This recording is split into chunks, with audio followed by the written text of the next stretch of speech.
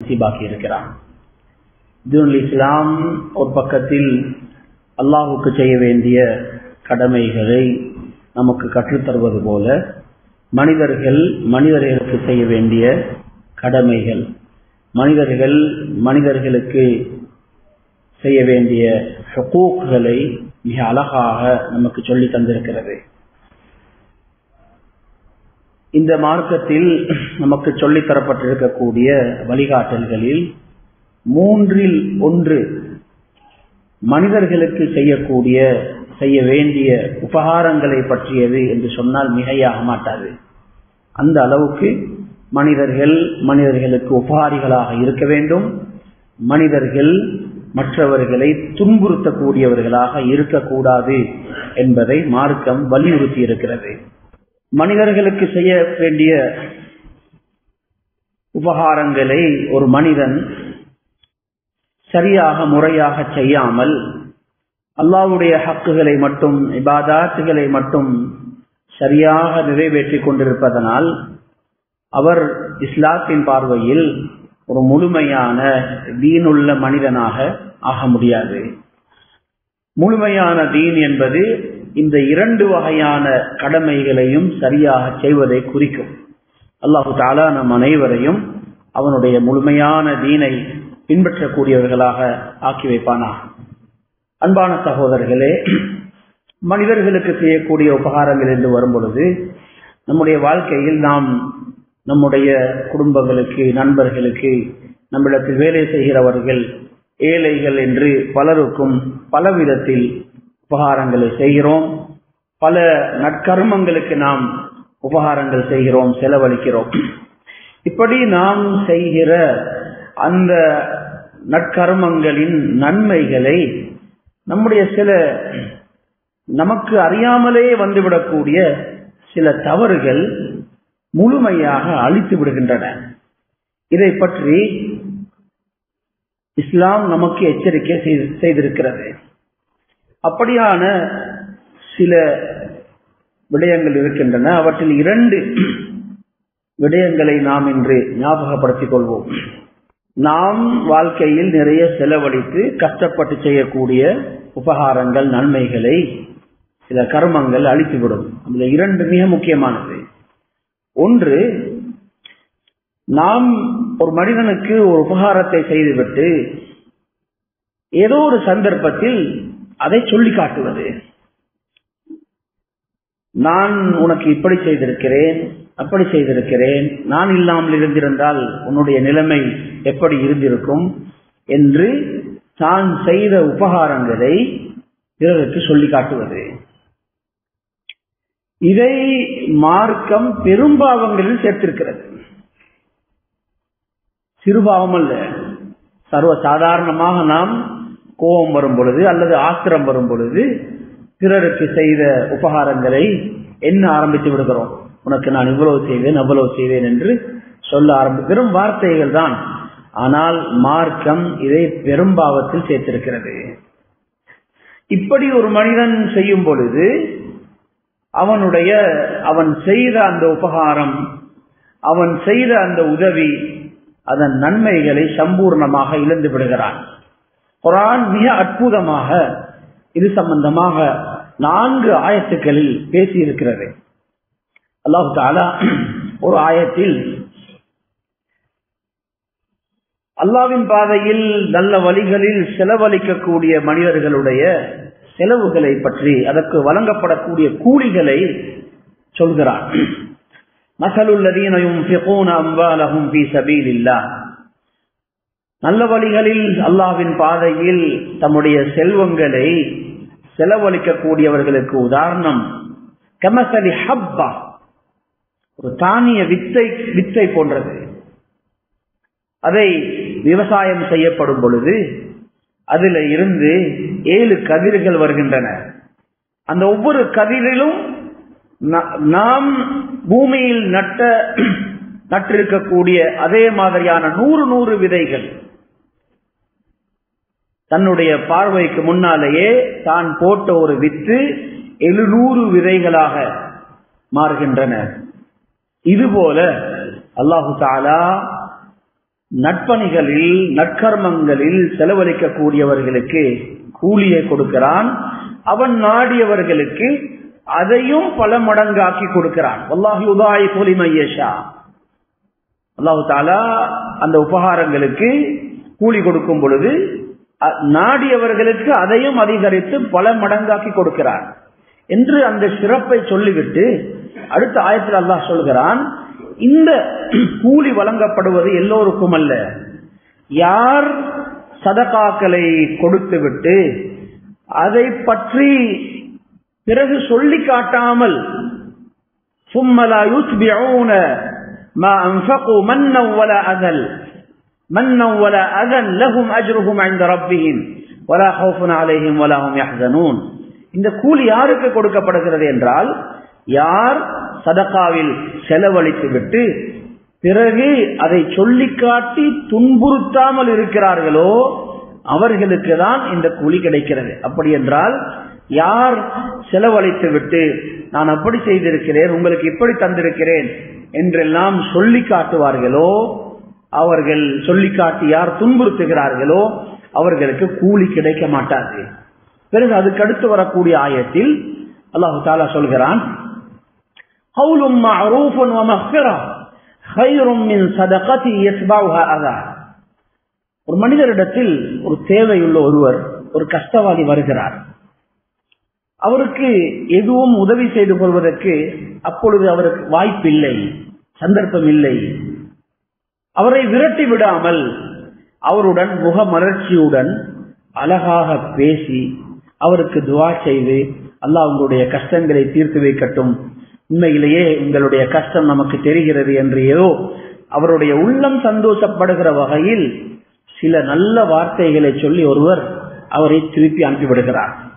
அவருக்கு ஒரு சதமும் கொடுக்கவில்லை, ஆனால் அழகிய வார்த்தைகளால் அவருடைய கவலையில் தானும் ஒரு பங்காளியாகி திருப்பி அனுப்புகிறார்.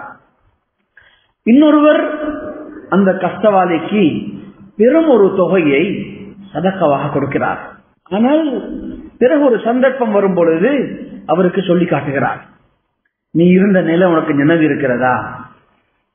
எழும்ப முடியாத இருந்த நிலையில நான் அன்று கை கொடுக்காமல் இருந்திருந்தால், நான் உதவி செய்யாமல் இருந்திருந்தால் உங்களுடைய நிலைமை இப்படியாக இருக்கும் அப்படியாக இருக்கும் என்று சொல்லி தான் செய்ததை மீண்டும் ஒரு தடவை தன்னுடைய வாயால் சொல்கிறார்.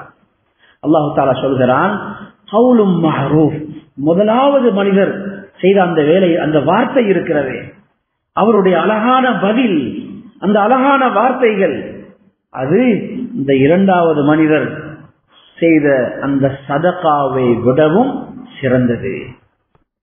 முதல் மனிதர் ஒரு சதம் கூட கொடுக்கவில்லை, வெறும் வார்த்தைகள் தான். இவர் சில பொழுது லட்சம் கோடியாக கொடுத்திருக்கலாம். ஆனாலும் அல்லாஹ் தஆலா வார்த்தைகளை கொடுத்து அனுப்பிய அந்த மனிதருடைய செயலை சிறப்பானதாக சொல்கிறான். அடுத்து அல்லாஹ் தஆலா தொடர்ந்து வரக்கூடிய ஆயத்தில் அல்லாஹ், லா யா அய்யுஹல்லதீன ஆமனூ, ஈமான் கொண்டவர்களே, லா துப்திலு ஸதகாத்திக்கும் பில் மன்னி வல் அதா. மக்களுக்கு நீங்கள் செய்யக்கூடிய தான தர்மங்கள் சதகாக்களை சொல்லி காட்டி துன்புறுத்தி அதன் நன்மைகளை நீங்கள் அழித்து விட வேண்டாம், பாழாக்கி விட வேண்டாம். பிறகு அல்லாஹ் தஆலா ஒரு உதாரணம் சொல்கிறான். ஒரு பாறாங்கல் இருக்கிறது, ஒரு மலை பாறாங்கல். அந்த கல்லில், அந்த கல்லுக்கு மேலால் அப்படியே மண் படிந்திருக்கிறது. தூரத்தில் இருக்கிறவர்கள் அதை பார்க்கிறார்கள், இது ஒரு மண்மேடு, இதில் விவசாயம் செய்யலாம், இது ஒரு மண்மேடு என்று நினைக்கிறார்கள். அப்பொழுது மழை பெய்கிறது. மழை நீர் பட்டதும் அந்த மண்ணை அப்படியே அடித்து சென்று விடுகிறது. பிறகு பிறகு அந்த மலை மண் எதுவும் இல்லாமல் வெறும் கல்லாக தெரிகிறது. இதுபோலதான் சில மனிதர்கள் சதகாக்கள் செய்திருப்பார்கள், நிறைய உபகாரங்கள் செய்திருப்பார்கள். வெளிப்பார்வைக்கு மலை போல அல்லது ஒரு மண்மேடு போல அவர்களுடைய அமல்கள் இருக்கும். ஆனால் எப்பொழுது இதுவெல்லாம் தூசி தட்டப்படுமோ, அல்லாஹ் தஆலா நன்மைகளை தீமைகளை தனியாக பிரிக்கும் பொழுது அவர்கள் எந்த நன்மையும் அற்றவர்களாக மாறிவிடுவார்கள். அவர்களுடைய உண்மை நிலை வெளியில் வந்துவிடும். அல்லாஹு தஆலா நம் அனைவரையும் பாதுகாப்பானார்.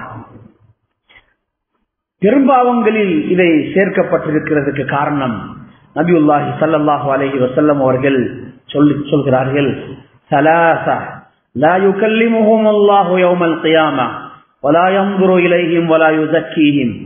3 பேர்களுடன் அல்லாஹு தஆலா கியாமத்துடைய நாளில் பேசவும் மாட்டான். 3 பேர்கள் என்றால் 3 வகையினர்கள். அவர்களுடன் பேசவும் மாட்டான், அவர்களை பார்க்கவும் மாட்டான், அன்பாக இரக்கமாக அவர்களை பார்க்கவும் மாட்டான், அவர்களுடைய பாவங்களிலிருந்து அவர்களை சுத்தப்படுத்தவும் மாட்டான். 3 வகையினர்களை சொல்கிறார்கள். அதுல முதலாவது வகையினர் யார் என்றால் அல் முஸ்பில், தான் அடியக்கூடிய ஆடையை கரண்டைக்கு கீழால் உடுக்கக்கூடியவர்கள். கரண்டைக்கு கீழால் ஆடை அணியக்கூடியவர்கள். அவர்களை அல்லாஹ் தஆலா அவர்களுக்கு இவ்வளவு பயங்கரமான எச்சரிக்கையை விடுத்திருக்கிறார். நபியுல்லாஹி ஸல்லல்லாஹு அலைஹி வஸல்லம் அவர்கள் இவ்வளவு பயங்கரமான எச்சரிக்கை சொல்கிறார்கள். இந்த பாவத்தை நாம் யாரும் செய்யக்கூடாது, எந்த நியாயங்களும் சொல்லக்கூடாது. இது சம்பந்தமாக வந்திருக்கக்கூடிய அந்த அச்சுறுத்தல்களை நாம் பார்ப்போம் என்றால் நாம் இது எவ்வளவு பாரதூரமானது என்பதை புரிந்து கொள்ளலாம்.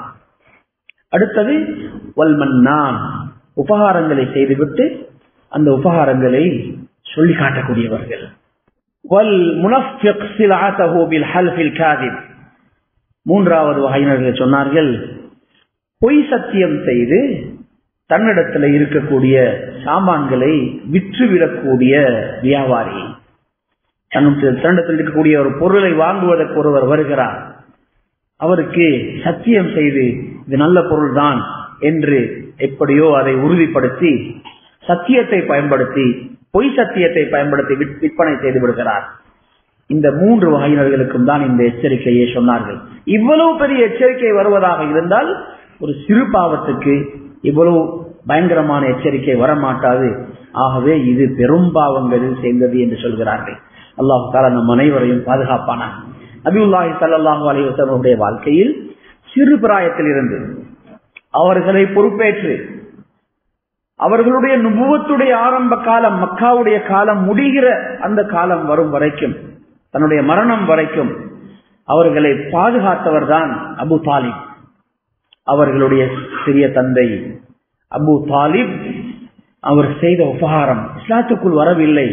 சிறு வயதில் இருந்தே நபியுல்லாஹி ஸல்லல்லாஹு அலைஹி வஸல்லம் அவர்களை பாதுகாத்தார்கள். நுபுவத்துக்கு பின்னால் கூட முஸ்லிம்களால் வரக்கூடிய எத்தனையோ கடுமையான சவால்களை அவர் தடுத்து நிறுத்தினார். எத்தனையோ எதிரிகளை தடுத்து நிறுத்தினார். இவ்வளவு உபகாரங்கள் செய்தார். இஸ்லாத்துக்கு வரவில்லை. சஹாபாக்கள் அவருடைய மரணத்துக்கு பின்னால் கேட்கிறார்கள், உங்களுடைய இவ்வளவு பெரிய உபகாரம் செய்த உங்களுடைய சிறிய தந்தைக்கு அவருடைய உபகாரத்துக்கு ஏதாவது பயன் கிடைக்குமா என்று கேட்ட பொழுது நபியுல்லாஹி ஸல்லல்லாஹு அலைஹி வஸல்லம் அவர்கள் சொன்னார்கள், ஹுவ ஃபீ பஹ்தாஹின் மினன் நார். இன்னும் ஒரு ரிவாயத்தில் முன்தஇலும் பினஅலின் மினன் நார், அவருக்கு நரகத்தில் நெருப்பால் செய்யப்பட்ட ஒரு செருப்பு அணிவிக்கப்படும். அவர் கொஞ்ச நெருப்பில், மற்றவர்கள் எல்லாம் முழுமையாக எரிந்து கொண்டிருக்கும் பொழுது அவருடைய கால் பகுதியில் மட்டும் நெருப்பு எரிந்து கொண்டிருக்கும். அதை தாங்க முடியாமல் அந்த சூட்டின் காரணத்தினால் அவருடைய மூளை அப்படியே கொதித்து கொண்டிருக்கும். இது நரகத்தில் வேதனை செய்யப்படக்கூடிய குஃபார்களுக்கு கொடுக்கப்படக்கூடிய வேதனையில் மிக குறைந்த வேதனை. அல்லாஹு தஆலா அவர் செய்த உபகாரங்களுக்காக இப்படிப்பட்ட ஒரு தஹ்ஃபீஃபை, இப்படிப்பட்ட அதாபை அல்லாஹு தஆலா குறைத்து கொடுக்கிறான் என்று சொன்னார்கள். அன்பான சகோதரர்களே, ஃபிரௌன் மூசா அலைஹிஸ்ஸலாம் அவர்களை பால்குடி பருவத்தில் இருந்து பிறந்த அந்த நாள்ல இருந்து வளர்த்தவர். சில உலமாக்களுடைய கருத்துப்படி 40 வருஷங்கள் அவனுடைய வீட்டில் மூசா அலைஹிஸ்ஸலாம் அவர்கள் வளர்ந்திருக்கிறார்கள். எவ்வளவு சொகுசாக அந்த வீட்டில் அவர்கள் வளர்க்கப்பட்டிருக்கிறார்கள், எவ்வளவு அன்பு காட்டப்பட்டிருப்பார்கள் என்பதை நாம் புரிந்து கொள்ளலாம்.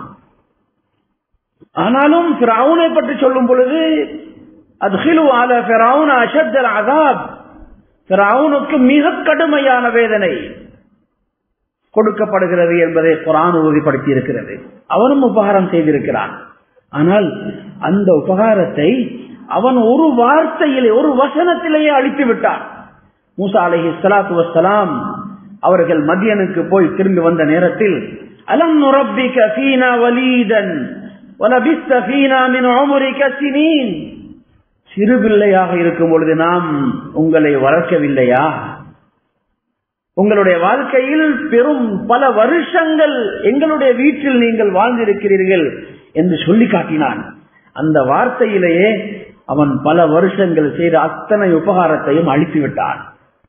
அந்த உபகாரங்களுக்காக அவனுக்கு எந்த சலுகையும் செய்து கொடுக்கப்பட மாட்டாது.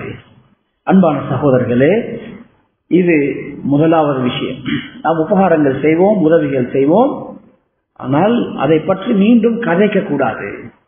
அவருக்கு இப்படி செய்திருக்கிறேன், இவருக்கு நேரடியாக அவருடைய முகத்திலாக இருந்தாலும் சரி, அவருக்கு பின்னாலேயாக இருந்தாலும் சரி, இந்த மனிதனுக்கு நான் இப்படி இப்படி எல்லாம் செய்திருக்கிறேன் என்பதை கதைக்க கூடாது.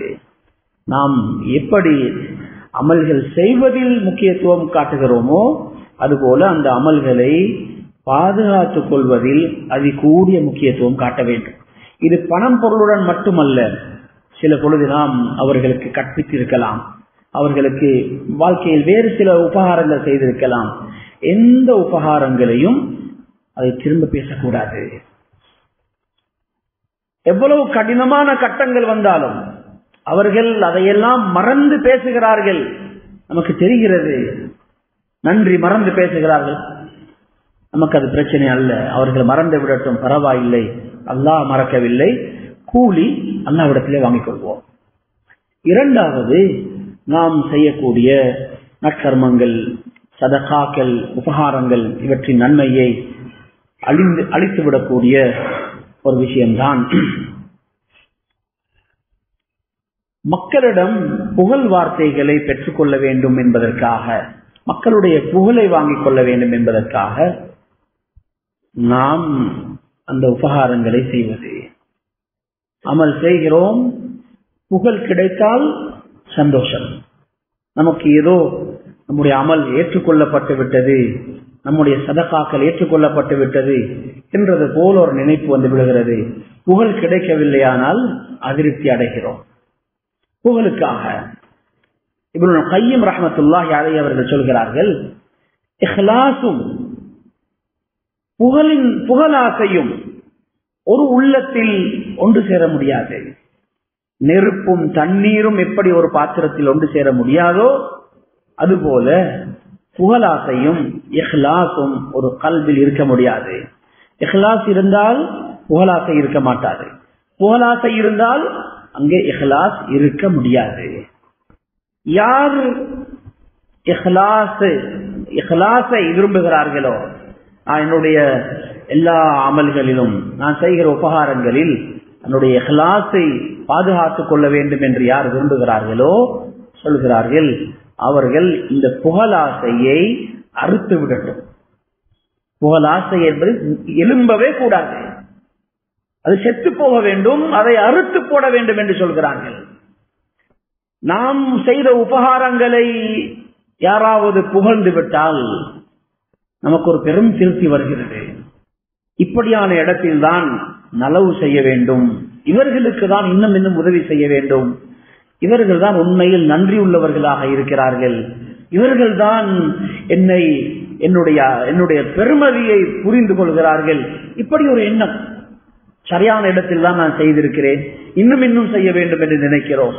யாராவது நம்முடைய உபகாரங்களை பெற்றுக்கொண்டு எந்த வார்த்தையும் சொல்லவில்லை, புகழவில்லை என்றால் நமக்கு ஒரு கவலை வந்து விடுகிறது.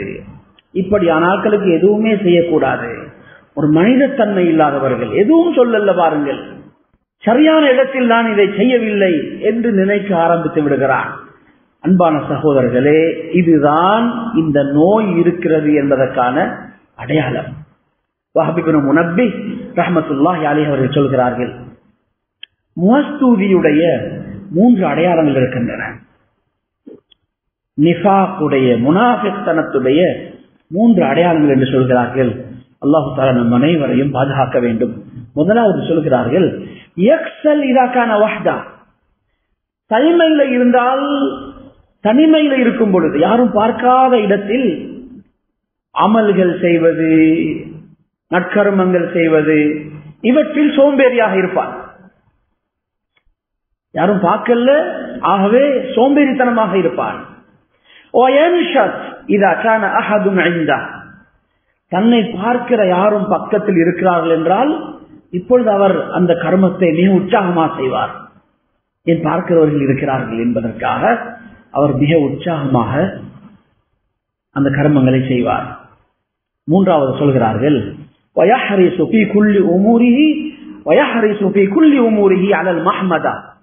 புகழ் கிடைக்குமாக இருந்தால், தனக்கு ஒரு புகழ் கிடைக்கும் என்ற எதிர்பார்ப்பு இருக்குமாக இருந்தால் எந்த விஷயத்தையும் செய்வதற்கு ஆசைப்படுவான், அதற்கு முன் வருவான். புகழ் கிடைக்கிறதா, எதையும் செய்வோம், எவ்வளவு செலவழிப்போம். புகழ் கிடைக்காத இடத்தில் ஒரு 100 ரூபாய் கொடுப்பதற்கும் யோசிப்பார். புகழ் கிடைக்கிற இடத்தில் 100 என்ன, 1 லட்சமாக இருந்தாலும் சரி, 1 மில்லியனாக இருந்தாலும் சரி, என்னுடைய பேர்ல போட்டுக்கோங்க. ஏன்? நண்பர்கள் பார்க்கிறார்கள், கூட படித்தவர்கள் பார்க்கிறார்கள், பஜார் மக்கள் வந்திருக்கிறார்கள். எல்லாரும் நாளைக்கு இதுதான் பஜாருடைய பேச்சாக மாறப்போகிறது, இதுதான் நாளைக்கு நோட்டீஸ் போர்டில் வரப்போகிறது. அதனால எனக்கு இங்க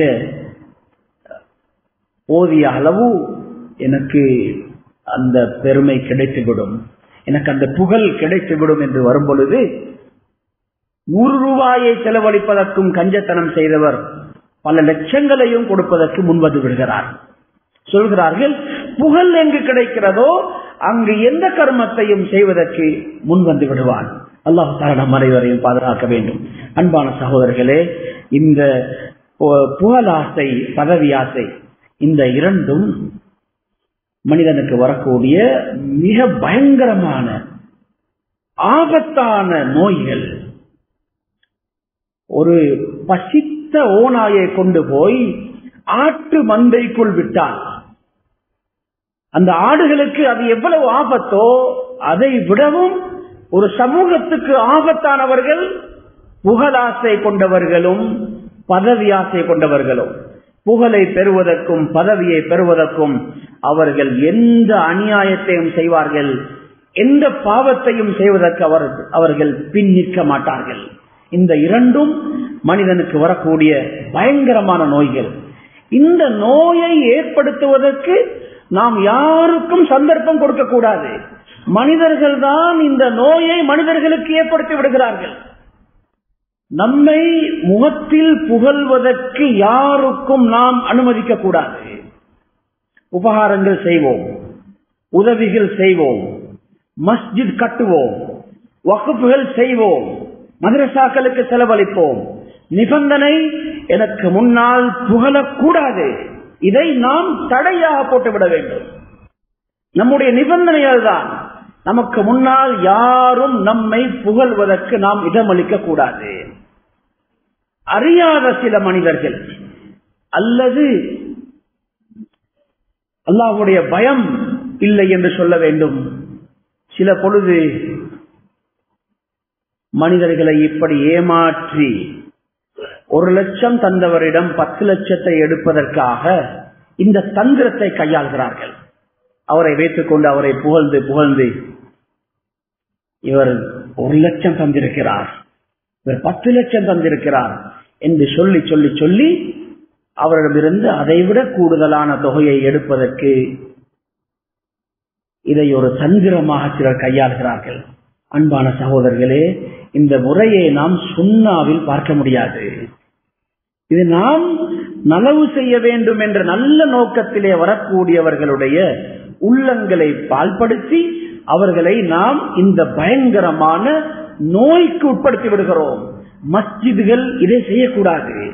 சமூக நலனுக்காக பாடுபடக்கூடிய நிறுவனங்கள் இப்படிப்பட்ட தவறை செய்துவிடக்கூடாது. யார் புகழ்கிறார்களோ அவர்களுக்கு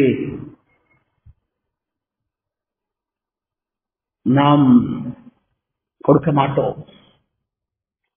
அப்படி நாம் உறுதியாக இருக்க வேண்டும். நாம் இந்த புகழுக்காக செய்யவில்லை.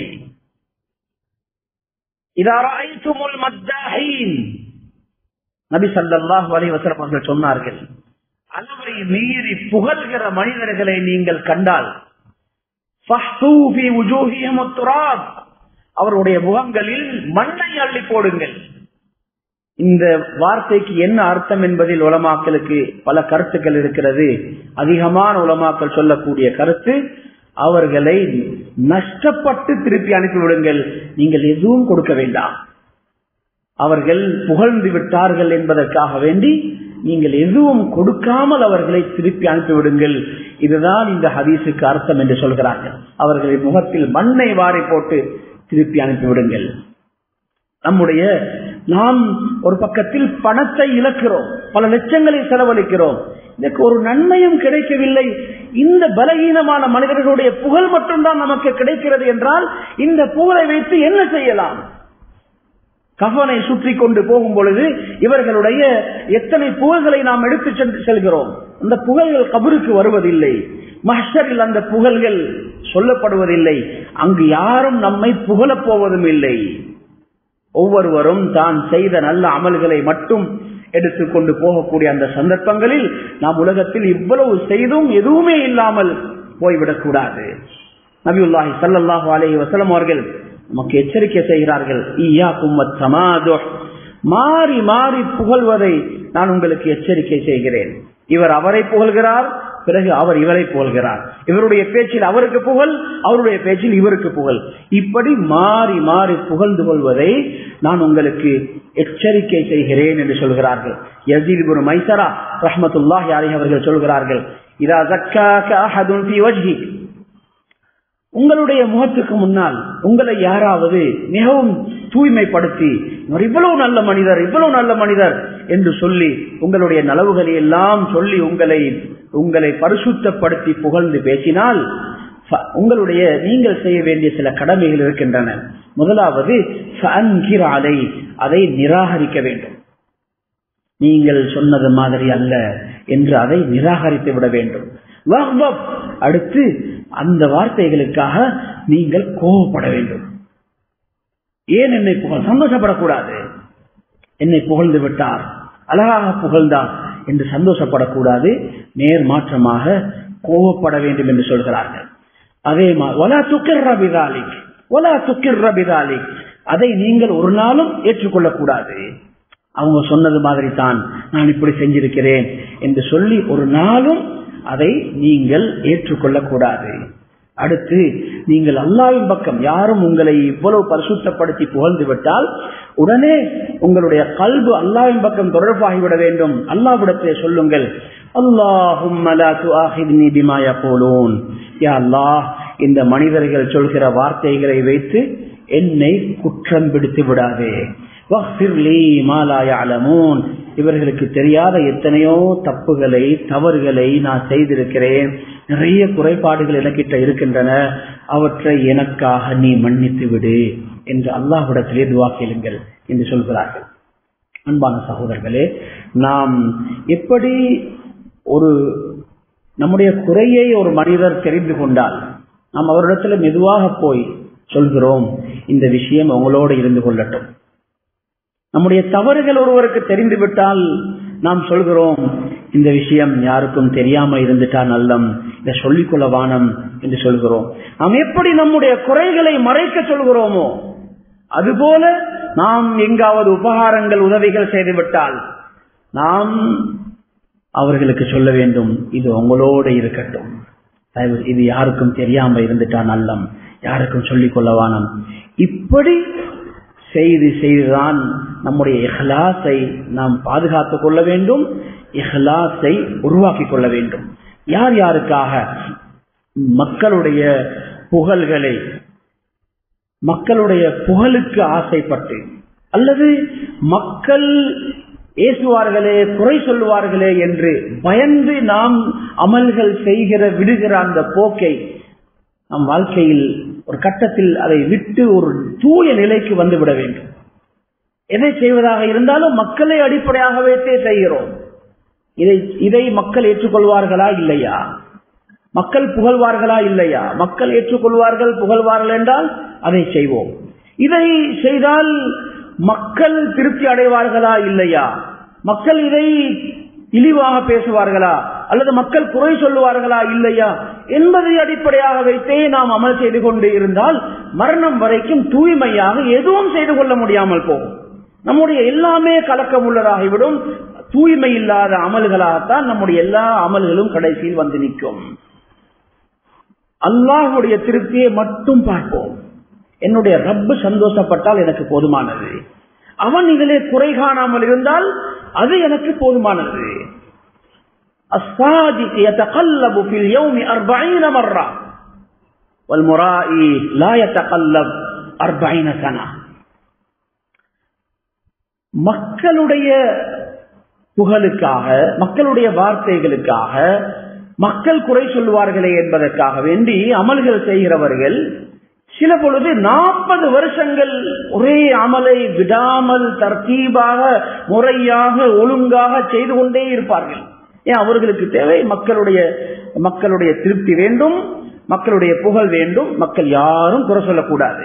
இப்படியானவர்கள் தாம் செய்கிற கர்மங்களில் சில பொழுது 40 வருஷம் வரைக்கும் கூட அவர்கள் உறுதியாக மாறாமல் நிலைத்திருப்பார்கள். ஆனால் அஸ்ஸாதிக், உண்மையாக அல்லாஹ்வுடைய திருப்தி வேண்டும், எனக்கு மக்கள் என்ன சொன்னாலும் பிரச்சனை இல்லை, என்னுடைய ஆகிரத் எனக்கு வேண்டும், என்னுடைய சுவர்க்கம் எனக்கு வேண்டும் என்று அமல் செய்கிறவர்கள் யதகல்லபு ஃபில் யௌமி 40 மர்ரா, சில பொழுது ஒரே நாளில் 40 தடவைகள் தன்னுடைய செயல்களை, தன்னுடைய எண்ணங்களை மாற்றுவார்கள். ஒன்றை செய்து கொண்டிருக்கும் பொழுது அவருக்கு தெரிகிறது, இந்த நேரத்தில் நான் செய்ய வேண்டியது இதுவல்ல, இது இந்த நேரத்தில் அல்லாஹ்வுடைய திருப்தி இதுலதான் இருக்கிறது, நான் அதை செய்வோம். பிறகு பார்க்கிறார், இந்த நேரத்தில் அல்லாஹ்வுடைய சந்தோஷம் இதுலதான் இருக்கிறது. இப்படி தன்னுடைய அமல்களில் நிறைய மாற்றங்கள் செய்வார். ஆகவே நாம் எல்லாரும் அமல்களில் உண்மையானவர்களாக இருப்போம். நாம் செய்கிற எந்த ஒரு அமலாக இருந்தாலும் அதிலே உண்மையாளர்களாக இருப்போம். நம்முடைய அமல்களை பற்றி மக்கள் பேச வேண்டிய அவசியம் இல்லை. அல்லாஹும் மலக்குகளும் நம்முடைய அமல்களை பார்க்க வேண்டும். மலக்குகள் நம்முடைய அமல்களை எழுத வேண்டும். அல்லாஹ்விடத்திலே நம்முடைய அமல்களை பற்றி பேசக்கூடிய ஒரு சந்தர்ப்பம் வந்தால் நாம் பெரும் பாக்கியசாலிகள். அல்லாஹு தஆலா நம் அனைவருக்கும் அந்த நல்ல உணர்வுகளையும் வழிகாட்டல்களையும் நசீபாக்கி அருள்வானாக. எல்லா வகையான உள்ளத்துடைய உடலுடைய நோய்களை விட்டும் நம் அனைவரையும் பாதுகாத்து அருள்வானாக. வஆகிரு தஅவானா அல்ஹம்துலில்லாஹி ரப்பில் ஆலமீன்.